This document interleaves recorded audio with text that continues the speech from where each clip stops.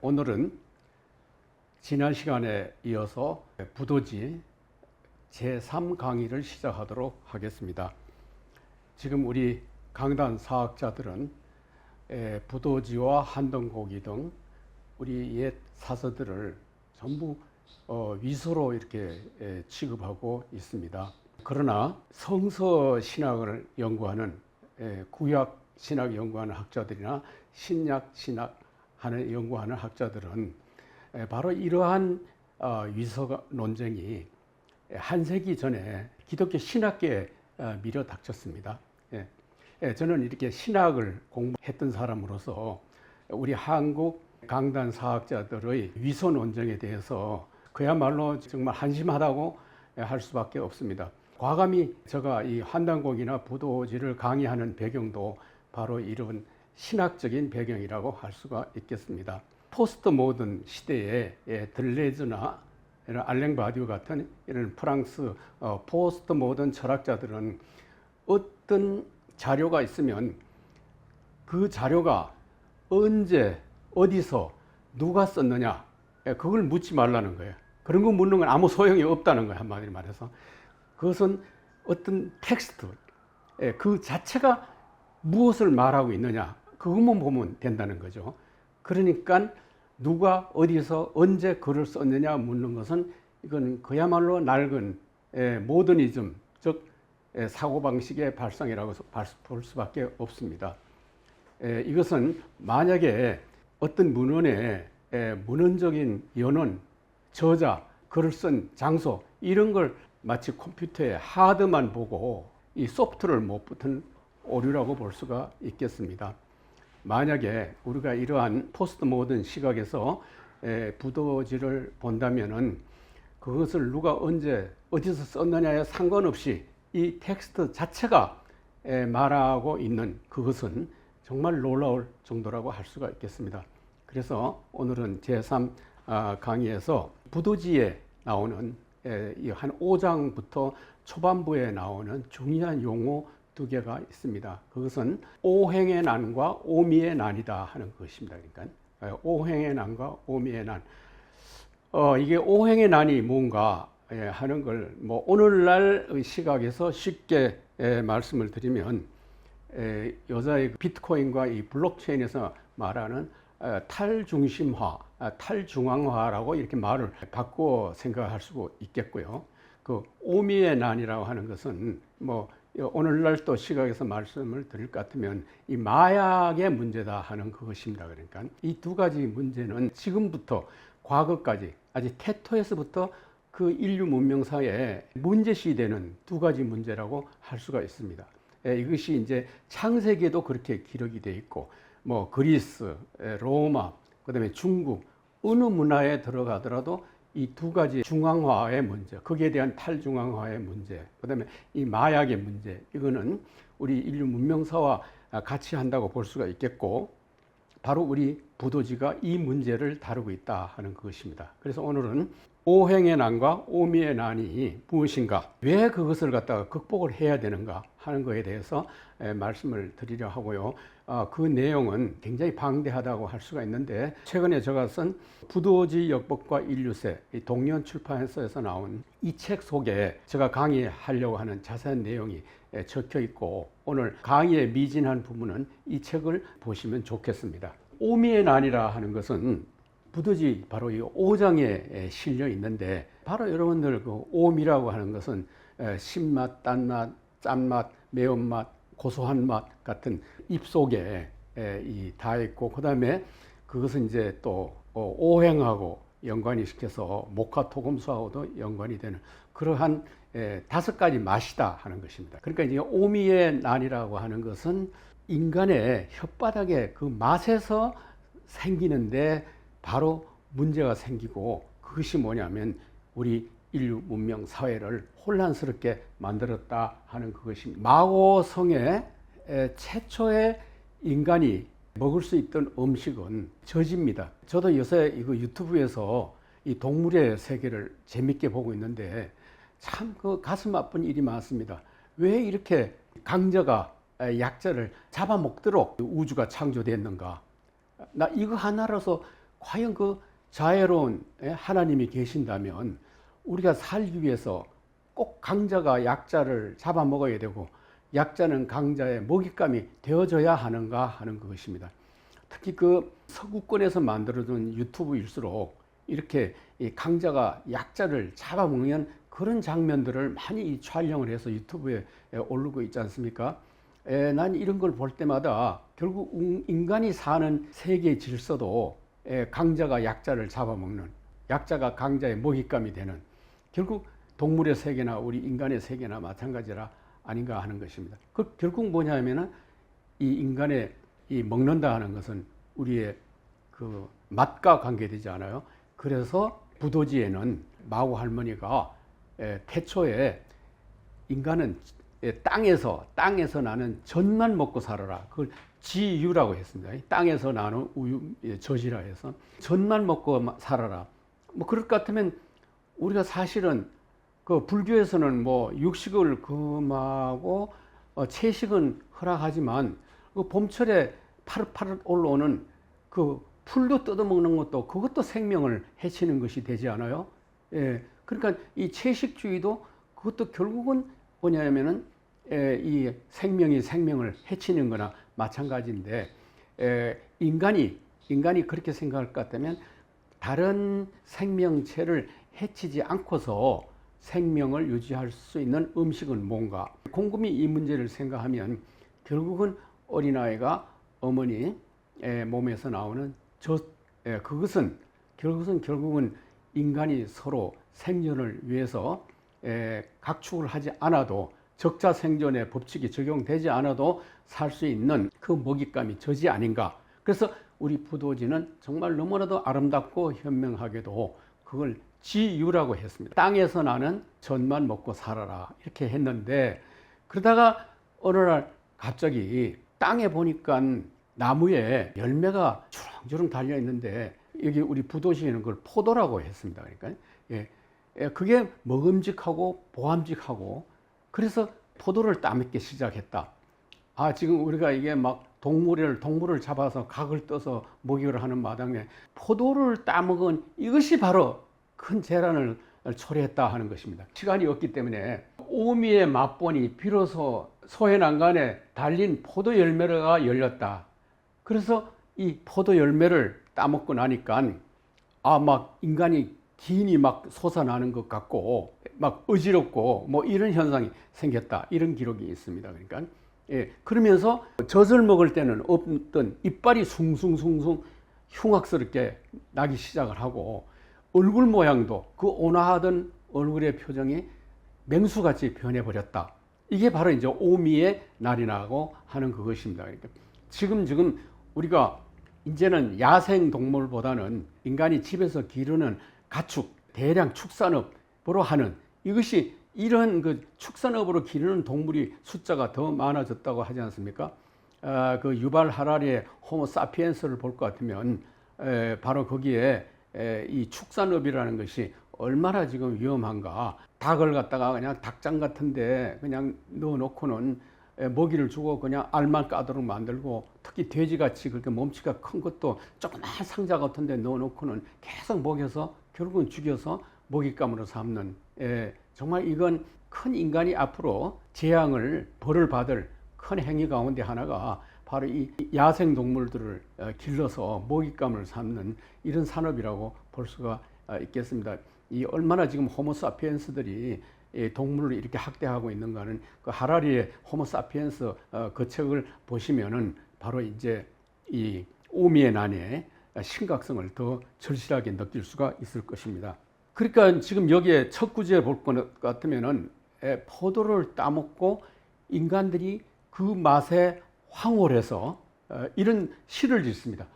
넓고도 크구나 천지여 내 그 기운이 능가한다. 이 어찌 도인가 포도의 힘이로다. 포도의 힘이로다.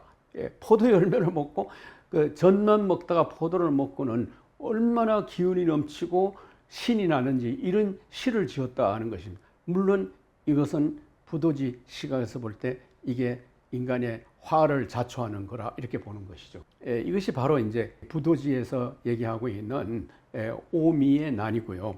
이건 이제 다음에 제가 뭐 말씀을 드리겠습니다만, 이 창세기 3장에 갈 것 같으면은 신이 인간의 동산에 있는 가운데에 있는 나무는 따먹지 말라 하는 이런 이제 명령을 내리지 않습니까? 그러니까 뱀은 따먹어도 된다 하는 또 이런 이제 또 얘기를 하는 것입니다. 결국은 뭐냐면 우리의 이 부도지만큼 그렇게 절실하게 써놓지는 않았지만 어떤 신화서에 있어서 아주 비슷한 것은 뭐냐면 나무의 열매를 따먹었다 하는 점에서는 같다 하는 거예요. 더 거슬러 올라갔다면 창세기의 이 신화서는 슈메르의 신화를 그대로 갖다가 카피했다고 봅니다. 그 다음 딜문이라고 하는 에덴 동산이 있었지 않습니까? 닌누르와 싹이라 하는 신이 있었어요. 거기도 똑같이 나무의 열매를 따먹지 말라. 그러니까 여기서는 뭐냐면 오빠의 앵기가 따먹지 말자 5장 6부가 다 썩어요. 그러니까 그 여동생이 그 어머니에게 이 오빠의 이 병을 고쳐달라. 그러니까 바로 이제 어머니가 이제 그 병을 고쳐줬다. 이것도 똑같이 뭐냐면은 동물이 아닙니다. 동물을 잡아먹은 게 아니라 식물의 잎이나 열매를 따먹은 결과 인간에게 병과 화를 초래했다 하는 점에서는 슈메르 신화나 창세기 신화나 그다음에 우리 부도지의 이 신화나 같습니다. 만약에 이 부도지를 누가 썼느냐, 언제 썼느냐, 그러니까 위서다 팽개쳐라, 읽지도 마라, 보지 마라. 그 가운데 있는 이러한 중요한 신화서, 전 세계에 저명한 유명하다고 하는 다른 문명권에 있는 신화서와 이런 유사한 신화서가 있다는 것을 그대로 놓치고 마는 것이 아니겠습니까? 이거는 참으로 유감이라고 아니할 수가 없습니다. 오행의 난이라고 하는 것은 목화토금수, 창세기에도 볼 것 같으면 동상의 중앙에 있는 열매는 따먹지 말고 주변에 있는 열매는 따먹어도 된다. 그 다음에 뱀은 그 반대로 주변이나 동산이나 똑같다. 너희들이 이 열매를 따먹는 날은 신과 같이 될 것이다. You shall be as God. 오늘 이제 강의의 쟁점은 이제 You shall be as God. 이 문제에 이제 연관이 된다고 하는 걸 미리 말씀해 두는 것입니다. 지금 우리 이 동북아 문명권 문명 문화적 코드가 하나 있습니다. 그건 바로 이 역이라는 것이에요. 역. 이 주역이라고. 뭐 주나라에서 만들어졌다고 해서 주역이라고 그러고 또 어느 나라에도 또 역이 있다고 해서 또 귀장역이라고 그러고 하나라에도 있었는데 그건 또 연산역이라고 그러고 우리 조선에도 역이 있었어요. 그건 정역이라 또 용담역이라고 이렇게 얘기를 하는데 여기 보실 것 같으면 뭐 이게 복잡하게 어려울 것 같지만 어렵게 생각하지 말고 그래서 뭐 어려운 건 내가 다 피하고 그냥 중앙과 주변이라는 이런 관점에서 가운데와 주변머리 가장 그 왼쪽에 있는 것은 그걸 우리가 하도라고 합니다.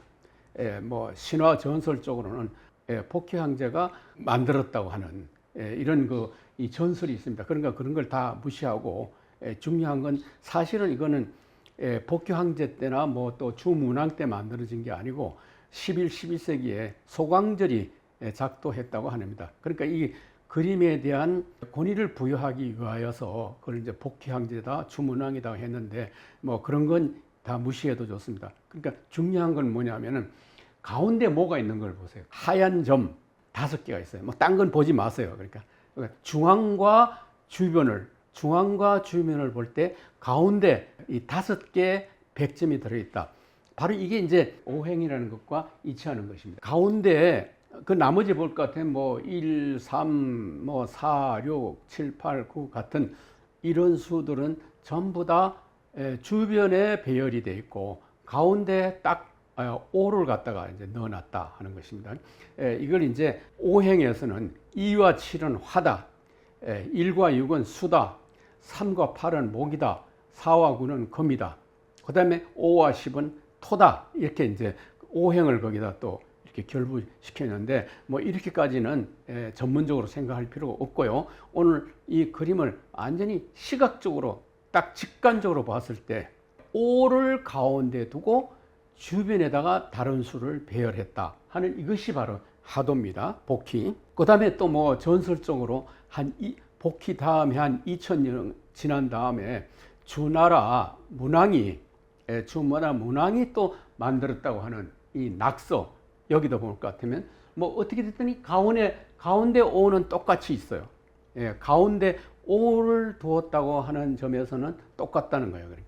그러니까 이것이 하도와 낙소라는 것이 복희로부터 주문왕까지 중국 문명권에서 나온 바로 이 도상이라고 할 수가 있겠죠.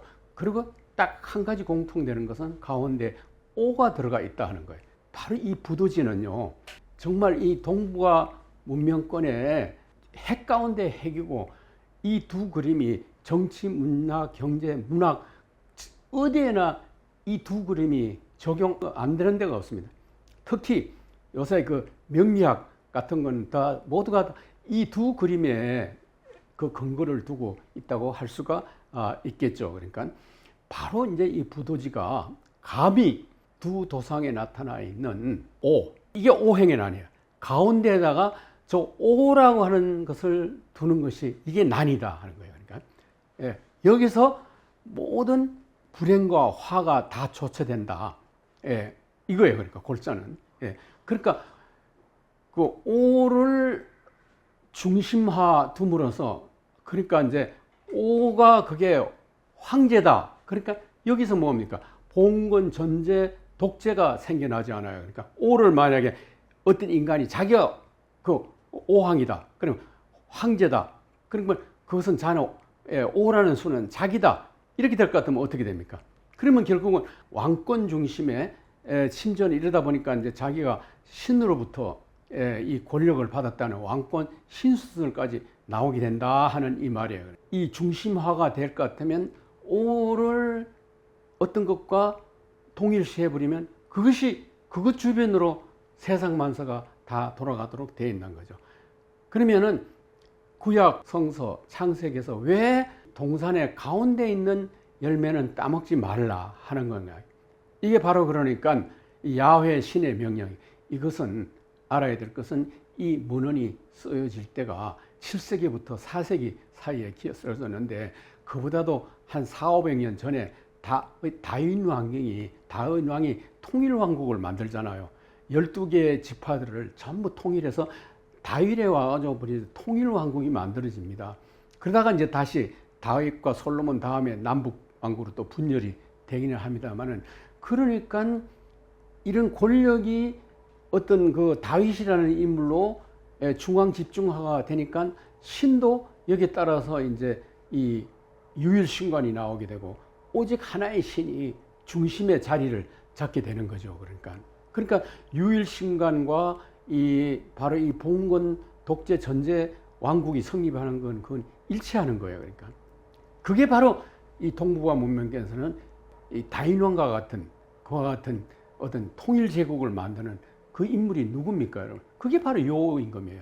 요순우로부터. 그래서 중국 문명은 황하강의 요순우로부터 시작이 되는데, 요라고 하는 우리 당군도 요임금과 같은 해, 한 50년간 차이 나지만 그 해에 나라를 세웠다고 할 때는 바로 남성 중심적 중앙화가 만들어지는 거예요. 이걸 알아야 돼요. 오를 반대하는 것은 부도지요. 그것은 뭐냐면은 중국의 이 시원, 기원 그 자체를 부정하는 거예요.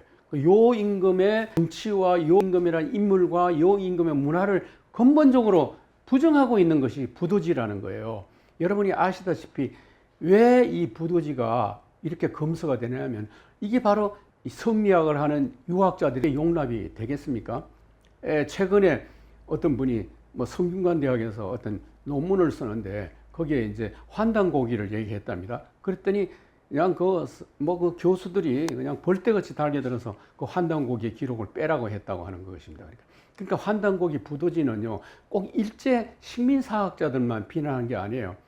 기독교, 왜냐하면 이거 얘기하면 기독교보다 더 오래된 거예요. 기독교, 유교 할 것 없이 결국은 이것은 공자나 아브라함보다도 더 앞서는 기록이 되니까 그들로 봐서는 그야말로 용납을 할 수가 없겠죠. 그래서 전쟁이 벌어져요.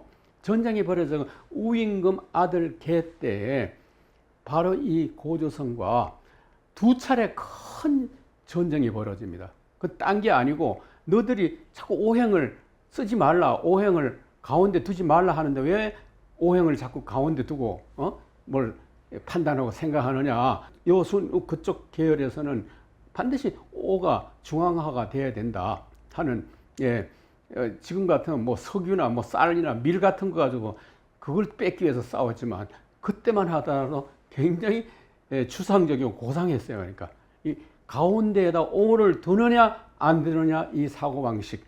그러니까 부도지부터 내려오는 역사적으로 그것이 정명이 되든 안 되든 간에 이 동북아 문명권에서 요순우 문명권과 거기에는 정반대로 사고하는 문명권이 있었다는 거예요. 그게 바로 우리 당군 고조선의 문명입니다. 그건 탈중앙화예요. 그러니까 탈중앙화예요. 오를 빼버리고 이 중앙을 없애버리라. 아니 이게 바로 그러한 시도가 서양에서는 수차례 있었지만 번번이 실패했어요. 그러다가 크게 이제 변화를 일으킵니다. 그게 1215년 영구의 존 왕 때 귀족들이 들고 일어나서 존 왕을 굴복시켜서 마그나 카르타 대헌장에 서명하도록 만들잖아요. 거기서부터 오늘날 그런나마 지금과 같은 대의민주주의가 생긴 거예요. 그야말로 이러한 탈중임화가 생겼고 그 다음에 일어난 대헌장에 버금갈 만한 그 사건이 바로 오늘날 블록체인 가상화폐라는 거예요. 혹자들은 자꾸들 이런 블록체인과 가상화폐에 대한 폐해가 많이 생기니까 이 자체를 부정하지만 보세요. 그 창세기만 하더라도 그러한 탈중앙화를 시도하자 결국은 신은 인간을 쫓아내고 결국 인간은 에덴 동산으로 쫓겨납니다. 쫓겨나는데 그 이후에 인간들이 다시 너무 에덴의 동쪽에 가서 산란해가 괴로워요. 땀 흘려야 되고 노력해야 되고 그다음에 애 낳는데 산고의 고통을 겪어야 되고 지금 우리가 지금 겪고 있는 이런 고통이 에덴의 동성에서 겪는 거죠. 그러니까 그 에덴에서 신이 주는 음식을 그대로 그냥 받아먹고 살 때가 너무나도 행복하지 않았겠어요? 그래서 되돌아가려고 그랬는데 신이 뭐냐면 천사들을 시켜서 화영금을 들고는 인간이 돌아오는 길을 딱 막고는 다시 못 들어가 차단을 시켜버립니다. 그래서 인간은 다시 이제 에덴의 동쪽으로 되돌아간다는 얘기가 나오죠. 똑같아요. 이 부도지에도 볼 것 같으면 결국은 인간들이 포도를 따먹다가 마고성에서 추방대에서 나가서 바깥에 나가서 너무 거칠고 춥고 배고파 살 길이 없는 거예요. 다시 되돌아와서 막 성 밑에서 그냥 아우싱을 치면서 성 안에 다시 들어가게 하려지만 마고가 딱 문을 차단하고 못 따라와. 그렇게 지금 우리는 지금 똑같이 에덴의 동쪽에서 이렇게 살고 있는 거죠. 그러면 이것을 어떻게 해석할 것이냐 이럴 때 구약 신약의 구약 성서의 기록에서 어거스틴 각자나 이건 타락이다 이거죠. 타락을 했으니까 바로 인간은 예수 그리스도가 와서 다시 구원을 해줘야 다시 데려간다는데 이거는 기독교의 해석이고요. L.A. 프롬 같은 유대인 학자가 막상 해석하는 그건 정반대예요. 그러니까 이것은 에덴에서 탈출해서 에덴의 동쪽으로 나아간 것은 인간은 바로 이것이 성숙해 나가는 거예요. 머추리티, 성숙해 나가는 거예요. 그러니까 이건 마치 뭐와 같냐면 어머니의 자궁 속에 어머니가 주는 숨과 먹이를 그대로 받아먹고 숨 쉬다가 그 다음에 태어나서는 한 18개월 동안 어머니의 그 가슴에 안겨 어머니의 모유를 먹고 자라다가 그 다음에 이제 젖을 떼는 거예요. 그러니까 자 그러면은 내가 젖을 떼기 싫어. 그러나 어머니 곁을 떠나기 쉽지 않아. 그러면 다시 내가 어머니 속으로 다시 되돌아가고 싶어. 그러면 궁극적으로 어머니의 그 자궁 속으로 다시 되돌아가고 싶어. 이게 바로 뭐냐면은 정신병의 가장 큰 원인이고 이걸 뭐라 그러면 유치퇴행이라고 그래요. 지금도 많은 성인들 가운데서는 이러한 성숙을 하지 못하고는 아주 그 어른인데도 유치원생 같은 행동을 해요. 그러니까 이게 바로 뭐냐면은 에덴으로 다시 되돌아가려고 하는 다시 성숙의 방향으로 나아가지 않으려고 하는 이런 멘탈리티죠. 그러니까 그래서 2차 대전 때 제일 많이 전쟁 전야에 제일 많이 자살하는 병사들이 볼 것 같으면 자기 어머니 부모 곁을 어릴 적에 일찍 이탈을 못한, 그래서 미국에는 18세만 되면 딱 운전면허증 따고는 부모들을 곁을 떠나고 자기가 독립해서 자기가 뭐 학비며 모든 걸 자기가 다 해결해야 되는 겁니다. 이것은 바로 뭐냐면 인간이 성숙으로 나아가는 길이에요. 그러니까 예, 그런 점에서 볼 때에 이 성숙을 가로막는 이것이 바로 뭐냐면 이 오행의 난의 문제하고 관계되어 있다는 거예요. 여기 보시면 이제 하도 낙서가 있는데 이게 용담도라고 하는 건 이제 보세요. 우리 수은 최저구가 그린 그림이에요. 가운데 보시면 뭐냐면은 1이 있어요. 1. 가운데가 저쪽에는 5였는데 여기 올 때는 1이 있고 가운데 6개가 있어요. 1, 6이에요. 그러니까 1, 6이라고 하는 것은 오행에서는 수라고 이렇게 얘기를 합니다. 그러니까 물이죠. 그러니까 물. 예, 이 1, 6을 갖다가 가운데 넣어놨어요. 이것이 부도지에서 얘기하는 오행의 난에 대한 거기에 대한 해법, 해의예요. 그러니까 그 5를 갖다가 중앙을 부정하는 게 아니라 가운데에는 5뿐만 아니라 다른 여타의 수들도 다 번갈아 가면서 그 안에 들어갈 수가 있다고 하는 그것이 바로 이게 우리 민족 종교의 공통된 요소입니다. 예, 우리 민족 종교 가운데 순천도라고 하는 종파가 있습니다. 거기 볼 것 같으면 아침에 명상을 하는 가운데서 매일마다 이 오행도를 그려요.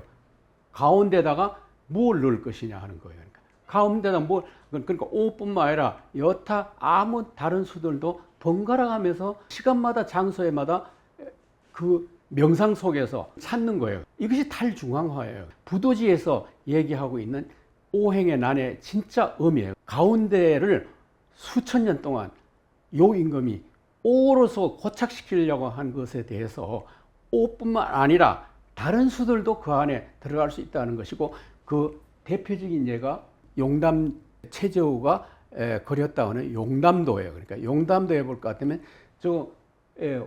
수천 년 동안 내려오던 오중앙화에서 16중앙화 중심화로 이렇게 변한 도상이라고 볼 수가 있겠죠. 그러니까 여기에 대해서는 이런 관점에서 우리가 이 역을 공부할 것 같으면 참 재밌고 이 문명사와 연관돼서 지금 오늘날에 갖는 의미는 지극하다고 할 수 있습니다. 또 어떤 분들은 이 중앙에다가 38목을 넣어요. 38목이라는 건 뭡니까? 그 나무잖아요. 그러니까 요새 그린화, 지구 이 온난화를 방지하기 위해서 지구를 그린 초록의 색으로 바꿔야 된다 할 때는 그렇게 생각하는 사람들은 이 가운데다 38목을 이렇게 넣으려고 할 것입니다. 부도지에 나와 있는 이 사상의 방향이고요. 사상의 본질이에요. 그러니까 쭉 그러니까 이 현재에서 거들을 것 같으면 부도지에는 우리 민족 사상의 시온이 거기에 담겨져 있다는 것. 그건 즉 탈중앙화라 하는 것이죠.